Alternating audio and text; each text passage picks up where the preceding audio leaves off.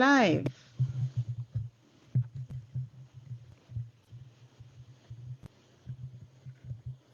Miss McKee, Okay, so I can go you forward. can go right ahead. Thank you. Hey, good morning. Good early morning. I just like to first thank all of the panelists for being here this morning, and I look forward to what we can bring to the table. Dr. Asha Muendo, welcome from Jamaica. Pleased to meet Thank you. you Thank you. virtually. And we have Lorraine Smith. Hi, Lorraine. We were on the committee together, so it's good to see you again. And Thank you. Tanya Jones. Oh, Um, good. how are you? Wonderful. Blessed this morning. Thank you. Okay, great. Um, we have a short time during which we're going to try and pretty much address what's been going on, what's been the statistics we've heard coming out of the Caribbean during the time of COVID-19. During the pandemic, what are we hearing in the area of domestic violence? What can we do? What can we do better? What can we do even now? So as we enter into this part, I am really going to just ask you to briefly, tell us a little bit about you and what do you do so that the audience could as well get to know who you are on this panel. I'm going to start with, I'm going into Jamaica to Dr. Asha, because I'm wearing the colors to let you know, represented well. Um, Please give us a little background on who you are. Okay, as you have said before, my name is Ashra Moendo. I am a psychologist, counseling psychologist by profession. I'm also a holistic wellness life coach and a motivational speaker, keynote speaker. I am a volunteer by choice. I've always been a volunteer and a philanthropist. And I have a passion for equity gender development. I have worked quite a bit in HIV and AIDS, working with persons who are affected or infected by it and creating transformation programs for them to reduce their vulnerability and be able to survive in our society.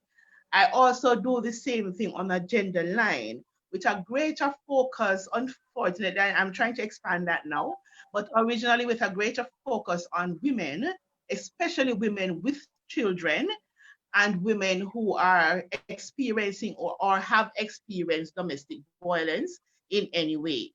And I try to create wraparound programs that will create that intervention from the civil society perspective. That the government does its thing, it has its agenda, and it does its work. But we also, from the civil society, and have to hold hands because there's no program that can run in any country, especially Jamaica, without the volunteer support. And so I try to bring that with my team to the table to enhance our work in reducing or hopefully someday removing domestic violence, interrelationship violence, and vulnerability reduction for our women and their children, and also to strengthen the hands of our men that they understand themselves.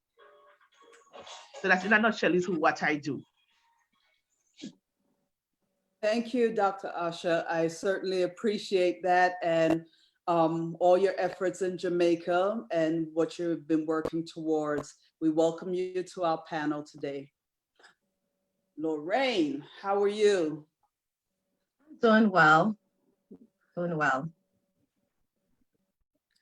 So please give us a little background on who you are and what you do. Okay. So I'm Jamaican born, living here in the US for quite some years, longing to be home. And I am here in New Jersey. I am a therapist by calling, a licensed therapist by calling. I certainly enjoy what I do.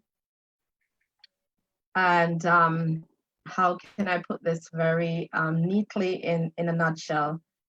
I I've always worked in an inner city, basically since I've been here. And just to give a little bit of my educational background, I have a master's degree in mental health counseling, and I'm also pursuing my PhD as well.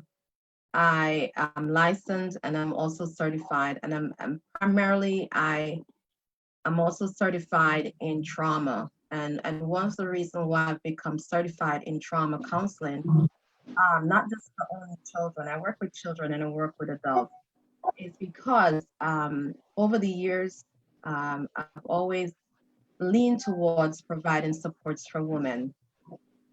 And it's always been given to me wherever I've worked. I've worked in social services for over 25 years since I've been here.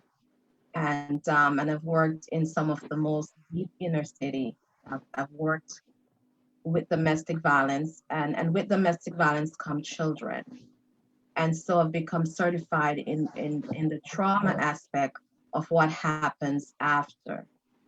I myself have come out of, and I would not say as a victim, but today I can say I'm one of those women who also, because of the situation that I was in the past, I can now turn back, and as a therapist, I can sit across from a woman and her children, and sometimes can say, you can also, survive this. And wholeheartedly, we as therapists, we do sometimes when it's necessary disclose that, to say you can survive and you can come up out of it. And as well as to also, to teach women how to, after you have survived, how to turn around and help other women. I also am the CEO of 2 companies. One is the LLC Solutions for You, and one is a nonprofit as well. Hello, good day. May I speak to Jesse Paul? Good morning. I'm good. My name is. Oh, it seems like we're having a little bit of a crossover. Yes. So one of the things that I that I say is that not only am I a therapist, but I also help women in building themselves, because after they come out of their situation, they need to also build themselves as well.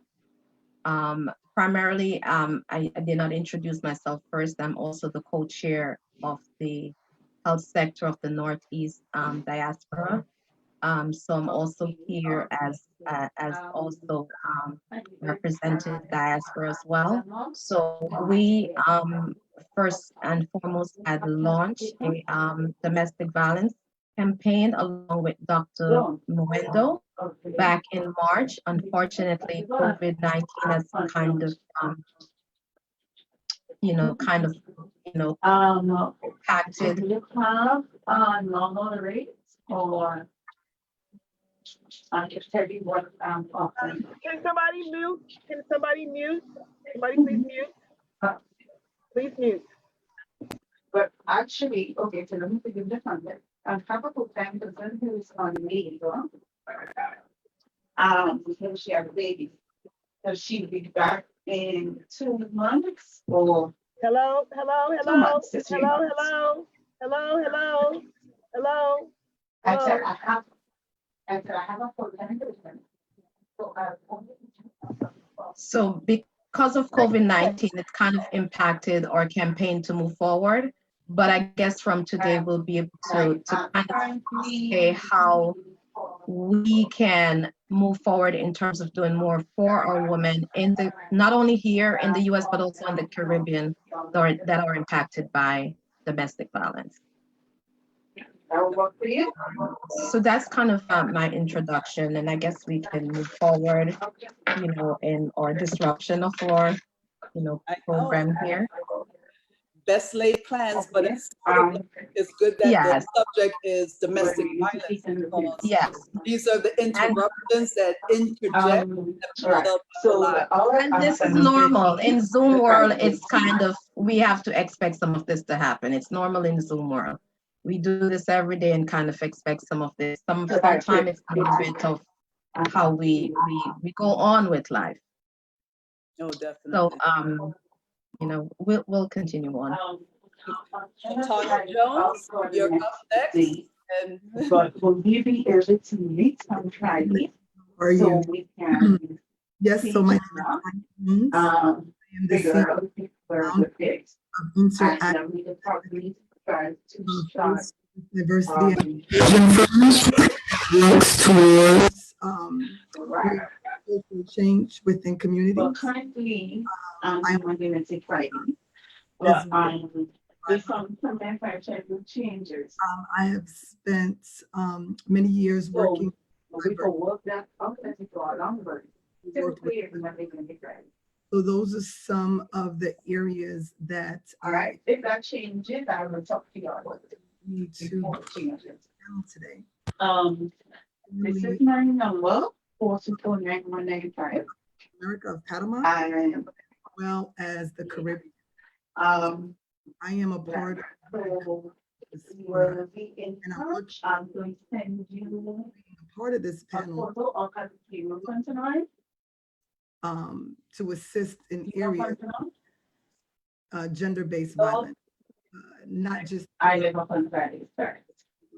and what can we do You heard about this first of all, right now?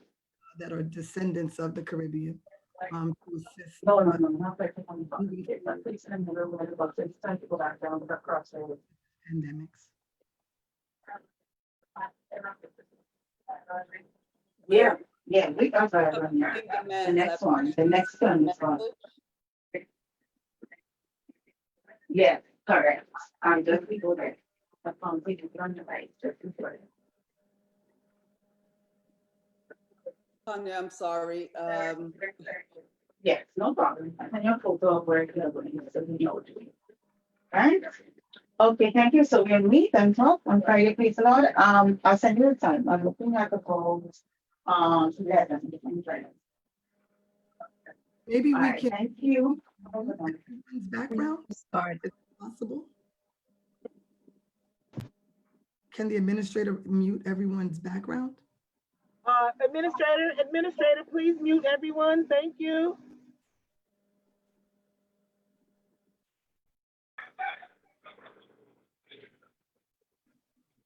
Administrator. Okay, let's move forward, please. Thank you. Go ahead. Thank you. I'm sorry. So Tanya, we were having a little difficulty hearing you at one point. So if you would, could you just kind of refresh what you were saying? Yes, ma'am. So basically what I was saying is, again, my name is Tanya Jones. I am the CEO and founder of Interactive Advocacy. We are a full service diversity and inclusion training firm where we work to create cultural changes within communities. Our target audience are typically individuals that work within the sexual assault, suicide prevention, drug and alcohol, diversity and inclusion type arenas, where we go in and we conduct training, interactive training, offering real world scenarios. What led me to that is my 20 years working with those areas in the federal government and the military. I'm retired from the federal government. I'm also an author, and I am a victim, or I'm sorry, a survivor of domestic violence. And those are some of the things that have brought me to this panel, as well as being a child of Central American parents from Panama and having lineage from the Caribbean specifically. So I'm looking forward to being a part of this panel today and seeing what contributions we can all work on together to increase awareness about domestic violence and understanding how pandemics have increased the statistics. So I'm looking forward to being a part of this opportunity. Okay, great. Thank you. Again, my name is Andrew McKee. Obviously, with these colors, it is not an act. I am a Jamaican born and bred. Don't let the accent fool you, but I've spent 20 years in the United States Navy, currently working for the federal government as a prevention specialist, in particular sexual assault prevention. I want us to get started so that we can move full speed ahead because we've had a little bit of a hiccup initially. But my question is for each of you on the panel. During this time of this pandemic, what have you seen? What do you know about the trends that have been going on in regards to domestic violence? What can you really give us to understand what's been the difference during now and before a pandemic was put forward and we had to do things like stay at home? What have been the actual results? Well, I can chime in just from some of the conversations that I've had from different friends and family. One of the things that I've noticed the most is that, you know, while we are all charged with bunkering in place because of the current pandemic, what we have come to realize that the social pandemic of domestic violence has increased significantly. There are several people who are victims of domestic violence as well as survivors of domestic violence that have now been forced to stay at home, and home is no longer safe for those individuals. And unfortunately, because you're in an environment that is no longer safe, we're realizing that how men and women deal with this type of confinement is completely different. So fortunately, it has increased significantly across the globe, domestic violence. So now we have to find a way to identify resources and tools to be able to assist individuals that are both victims and survivors. Okay, understood. So one of the things that I realized too is that not only is it forcing people, but individuals are also making the choice to stay home as well, because I mentioned this in the work group, is that the choice to stay in place where you know, a place that you know, even though it's not safe for you, is that for you and your child, or you by yourself, is that going to a shelter. And as someone who I was a director of a program that is a community program that provided food and shelter and things of that nature to a community setting, is that a shelter is would not have been the safest place that a person would consider to go in COVID-19. And if you are someone fleeing your home, family was not, when you look at the research that's out there, or articles that's out there, we're all social distancing. Family would have been a place that you could have gone to if you were leaving your home in a regular time. But even family, you know, are now saying, no, I am also keeping my distance as well. And shelters are now not taking new clients. You know, there were many shelters. Yeah. So after I went also, because I also provide social services, you know, through my agency as well. You know, there were individuals that could have called and say, okay, where can I go? But shelters we're no longer taking new clients. Mm-hmm. And those clients that they had, they were also at some point discharging those clients. You know, so and that depended on the state and what resources they had. So so it's a very this COVID-19, you know, really posed not just a health threat, but also a lot of other situations that individuals had to deal with. So it's not just forcing, but also people had to be making choices now as to what do I do, to keep myself safe or to just stay in place here until this thing ends. And it's not an end as we see right now. It still is the continuation of life as it is. So as Tanya said, what do we do now as individuals who provide that support? And so here we are having that conversation. Social distancing goes beyond just you staying in your home and keeping away from the community. It's also the community being close to you who were providing that support. Oh, definitely. Yes, and yes, I do agree with what was said already by both my two panelist friends, Lorraine and Tanya. And we also see here in Jamaica, not an increase per se, but an eye-opening of the reality of what people live through and live under in these circumstances. The social support network, yes, was interrupted because when I have a problem at home, I maybe would run to my neighbor or my family down the road or somebody. Now everybody was staying home and protecting their own space. And so therefore, although I feel for you, sorry, you can't come into my space because I don't know what you'll bring, because I have to take care of my immediate family that is with me. And so that support network was broken by COVID-19. And so the reality of what we really live with came home to us. Domestic violence for us, and what we were not paying attention to the different varying forms of domestic violence. Now we had senior citizens who are dependent or codependent on their families, whose dependency rate went up because then persons were not able to go out and do the little thing for themselves, go to buy the little groceries, 65 and over had to stay home. So now the already stretched emotions of the family is further stretched by additional burdens. We also had children now staying at home because they can't go to school. And some of the children were staying at home. School was their safe space. Right. School was where they go to get a break from the violence that is meted out directly to them or that they see and experience emotionally at home. Now they have to stay in it. They have nowhere to go. Partners are stuck together who don't normally get along, and people don't know how to deal with their own emotions, taking it out on each other. So the domestic violence quotient went out the window. It went high. What we have though was less reporting.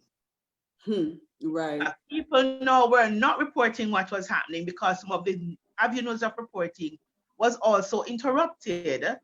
And also families were afraid to report because I report, but I have nowhere to go. So I might increase my danger. So might as well I grin and bear it. Through my organization, Wellness in Motion, because I'm a CEO for my own company, Wellness in Motion, through that we also we do 7 small shelters that we do for women that experience domestic violence. It came to a time when we were not taking anyone else in, even if persons were interested to come, because we were faced with interruption of resources and we didn't have all the necessary things to check for COVID-19, anywhere to isolate if you came in with it, because the spaces we used were small. So our services was also interrupted. So we now have to be using phone calls, which is effective but not as effective to ease the mind of persons. We had some time to put our own selves at risk, put on our masks, get out there and visit homes, do counseling. Because what we came to realize now, a lot of people became frustrated, have no idea and they don't have the development skills to deal with their emotional challenges. And the financial challenge that came onto it, a man who is expected to provide for a family who no longer hustles. That was his way of living. And government is saying, stay in place. So there's nowhere to go and hustle. Your wife most times the one who is working and she's now laid off. The kids are at home. So all of this coming together brings a boiling point, as it were, all the emotions, which increase the violence quotient. More people were impacted, but less people were reporting. And even the reporting information is scary. So imagine what we have not heard that we don't have in data position. One of the things I noticed also we had on a rise was sexual harassments, and we even had a case where a senior woman was having relationship with a teenage boy, Oh, wow. and she have a violent partner. So you see all of these things happening because people now suddenly lose their mental support. Person's mental well-being is now being challenged. So the situation changed drastically. And what happened is not like a hurricane. So a hurricane is coming and we start to prepare for it.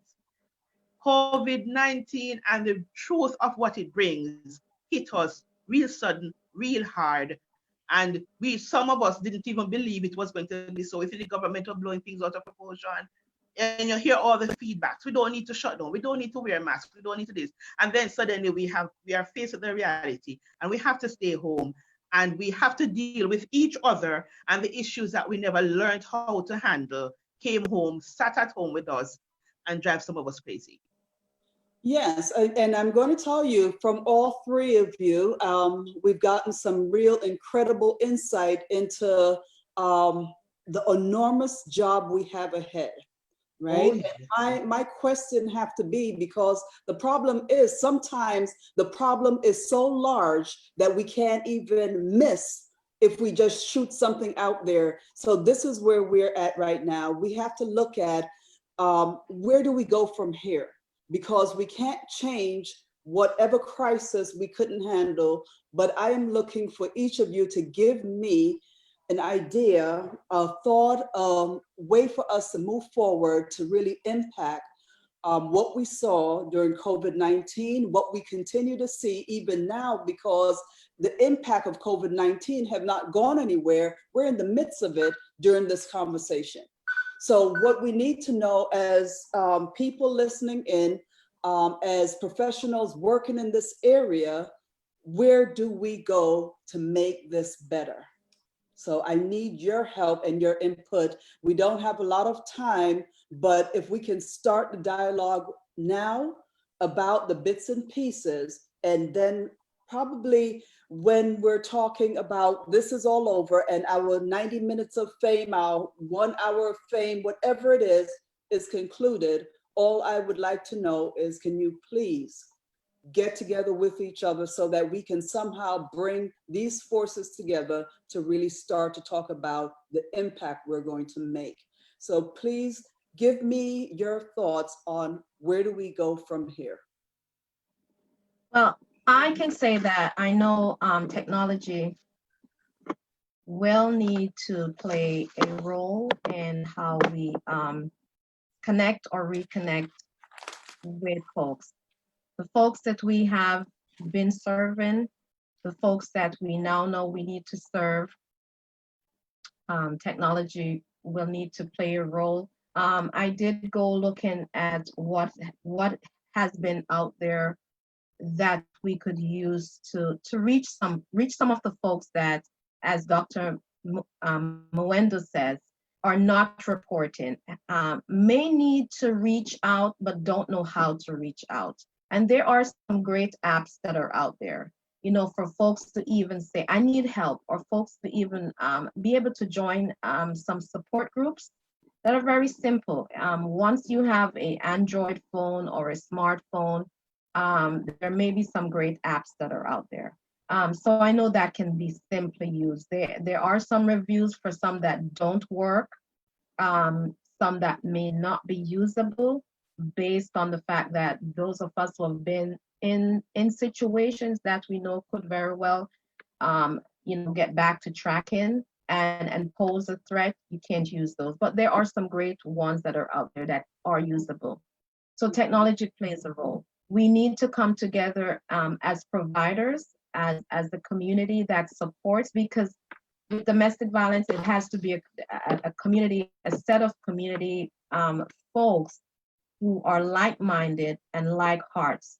Hearts meaning those who may have been touched, not just women, but I know when we did that campaign back in March, we were looking for men who also have a belief that, You must stand up against domestic violence and join us.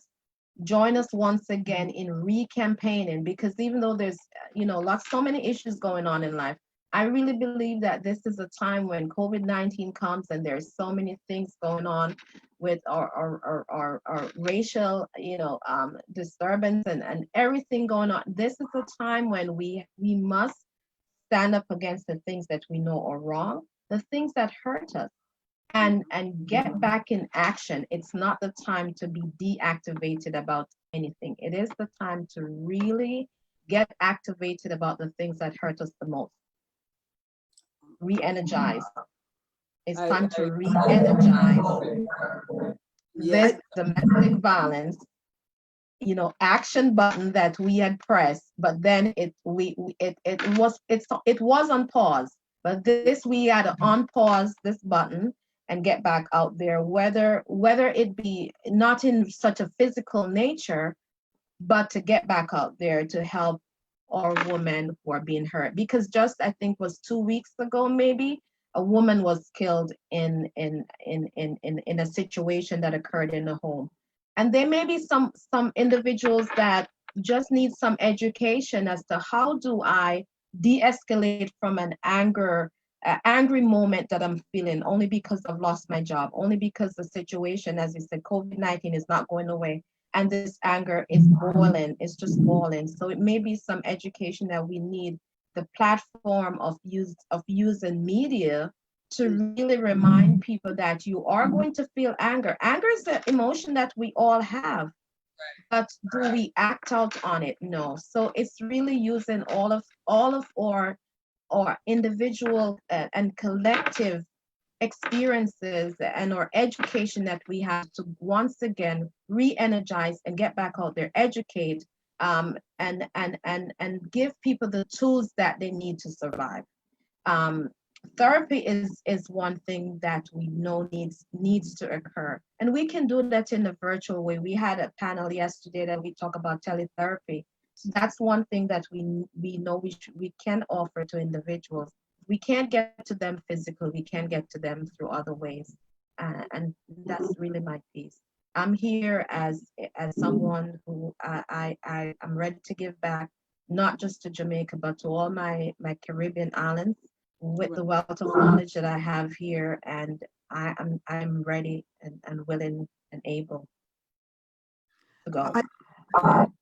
I think that was some very good points that Ms. Smith has made, that Lorraine has made.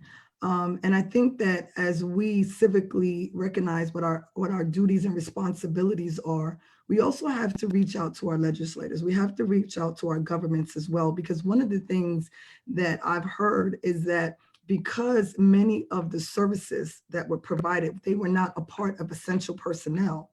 Because some of these areas were not a part of essential personnel, then there were no shelters for them to go to. So by making perhaps places like shelters or places like facilities where victims of and survivors of domestic violence can go to, and those doors are still open to them, it makes it a more realistic thing for them to want to pursue. So in terms of preparedness, this has to be a part of it. We have to put measures in place where these individuals now won't close their doors, where these environments are just as safe as they would be had these individuals, had we not been dealing with the pandemic. So I think it needs to be a civic responsibility as well, where families and friends chime in. I've said so many times that during this pandemic, everyone is saying that we are practicing social distancing.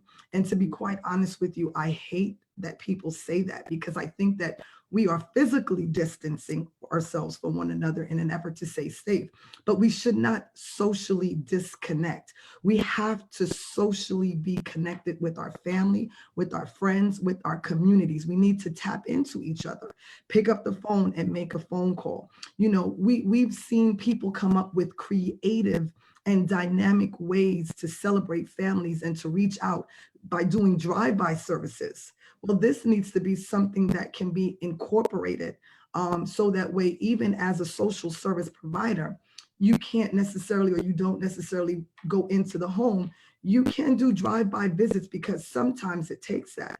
What about the areas where there are no technology available? What about the areas where people don't have computers available to them? Here in the United States, you had multiple families as they've tried to deal with education and what that looks like in this environment. And you have multiple students trying to do school during the day on one computer. Well, what about the families that don't have a computer so that we can go ahead and do the virtual check-ins? That might not be available. What if they don't have a cell phone? So this needs to be a part of it as well. We need to not socially disconnect. We need to be socially connected. Physical distancing, I understand, but social distancing, I just don't agree with. We have to socially be connected to our community. We have to be able to visit these homes, look at the individuals and make sure that they are safe. And we can start with survivors. As Ms. Smith said and Dr. Mwendo said, because of the new tension that increases currently with husbands that are displaced from their jobs, wives that are now home, a house full of children, people are interacting in ways that they typically don't interact. And we have seen it firsthand that men and women interact completely different. So as a result of that, we need to treat these individuals differently. So maybe individuals that have been survivors of domestic violence and this type of thing has not been happening in their home for many years are now dealing with this again. So I think that social distancing needs to be revamped. And I think that social services and counselors and these type of individuals that have resources, to include the Caribbean diaspora, that we have resources that we can bring to the table. I think that we also need to do our part and to reach out to these individuals and say, hey, are you okay? I need to put my eyes on you. I need to see you. And we need to make sure that these individuals are part of rapid response and that they are essential personnel as well. Oh, wow. I have to tell you, all three of you took my breath away, because I'm sitting here and you've really inspired me to become a part of what Lorraine referred to as time to activate, right? And I think it was just great hearing from the insight, just incredible. Yes. Yes. And I agree with both Tanya and Lorraine that spoke just now about how we're moving forward. And Tanya, as she was speaking, she's echoing me and saying no social distancing around here. That's what always my colleagues will tell you. That's what I say. I am not social distancing. I am just person to person distancing. That's what people distancing. And for me, I never had a social distancing challenge because I was not even able to social distance per se, because I was on my phones. I was out there with people I support in the different ways. I beg secondhand phones and send to families. We get minutes credit that they can communicate, they can talk. We do drive-by visits, as it were. We don't go into the houses, but we stop by the gate, we talk to persons. And we have been doing everything we can within our means. But I do agree with Tanya when you say policies need to be in place to support the civil response to the challenges that we face. And some of the interventions that have been put in for the government spaces that they could deal with COVID-19, civil society would not have, all civil society, because some do, but most of us will not have connection to get that kind of support to deal with our clients and the people we serve. And so we need to improve on that. We need to create now, moving forward, into what will become our norm as we go forward, because we don't have a norm now. And I don't want us to talk about new norm and going back to the old things. We need a new way to move forward. So what I want us to do is look at what was working and take it along with us. Look at the things that were created during this period and is being created to reach to our clients and how we serve and how we enhance our service, and include those as we move forward and look at others. We need policies in place. Jamaica, yes, is really moving real fast, real forward with their domestic violence response. Well, the victim partnership violence response. We're now at Parliament. We're hoping that things will go soon, but we are moving forward in the policy line, and we need more. What I want to see is more educational policies in place for how does the police respond and support us during domestic violence time. Who has a right to take responsibility for somebody an adult who is not responsible for themselves because they are being led by emotion and not by their head? How do we intervene? What rights do we have to protect us as the social providers as we go into these spaces? These are things we need to look at. Well, also, I don't want us to underthink or leave out the support of emotional and mental intervention in preparing our people to move forward in this time. Because 3/4 of the challenges we face is because people don't know how. I am angry, but I don't know what to do with my anger. I don't know how to use my anger to move me forward in a safe way. I don't know how not to lash out because that is what I was taught. I need us to stop making it look like things have gotten worse at school and everywhere because we can no longer beat our children. So we are at a place where we act as if corporal punishment is the only way. And so growing and have that in our mental psyche and moving forward with our thinking has kept us going with the same way of treating with everything. I hurt you. I bleed on you.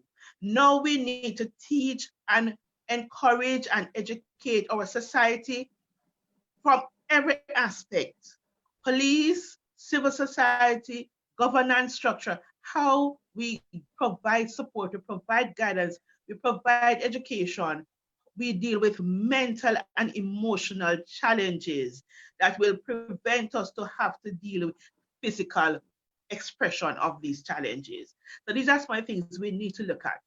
The mental challenges that we face. Because a lot of people, and one of the things I would love to see happening in the school system, starting up in dealing with this domestic violence, when we have our children, our young people expressing themselves in a violent way, don't go away and say, oh, they will grow it out. The only thing they're growing out is their clothes. We need intervention to teach them how to deal with it. You will get angry. What do I do with my anger? I will feel things will become overwhelming. Do I get depressed? Do I stop eating? Do I eat too much? Do I hit somebody? Don't I hit somebody? How I deal with my emotions. And when we start putting programs in place and processes and create advertisements that give this information, you tell me, don't beat my wife, don't beat my children, but you don't tell me what to do with how I feel. Right. And what do I do with it? So we need those kind of intervention to come together with everything else that have been happening that we have started to do to create the normalcy that we want, a situation where we can come together, live in peace, and we not beat each other, but we can talk with each other. That's my little take. So, I know time is on us. And I wish that we can keep this conversation going. We must. Here. We must. Well, I wish we could do it right here on Facebook Live, but because we're limited by time, I'm going to say I thank all three of you for some of the greatest dialogue that's just occurred in the shortest span of time, but it's been very empowering. It's been very engaging. And I really, really mean this from the bottom of my heart. I need to make sure all three of you connect with me and I with you following this, because Dr. Muendo, thank you for Jamaica. You know, I have to definitely shout that out, because what you're saying has really resonated in my spirit, because you are what Jamaica needs constantly in its people to talk about change. So thank you for that. Lorraine, you're doing masterful things, and I expect to see that doctorate, Dr. Lorraine, soon, right? Thank you. Yes, yes. Yeah. Working on it. You know, yeah. Tanya Jones, what an eloquent way to describe the work that we need to start doing. I appreciate your input. interactive advocacy. Let's put a dent, young and old, into every area we can to protect the people that we love so much. And we know that this is a human condition and humanity for humanity. Thank you all for being here. Thank you all for what you do every day. Thank you so Thank much. you for having me. Pleasure speaking with you all. Thank you. Thanks. We're going to close this session. You're welcome. Thank you so much for sharing all your expertise. I have been busy around, but I have been listening, and there's been some great conversation being had. And one thing I can say that I've learned over these last couple of days is that we need many more of these type of configurations going on. I think a lot of people need to hear some dialogue around these different topics, including domestic violence. And I'll be talking to Dr. Nelson, so you know you'll be hearing from us again. All right, I'm going to close everything off. Take care, everybody. We'll see you again. Okay, thank you. Bye-bye. Bye. Bye.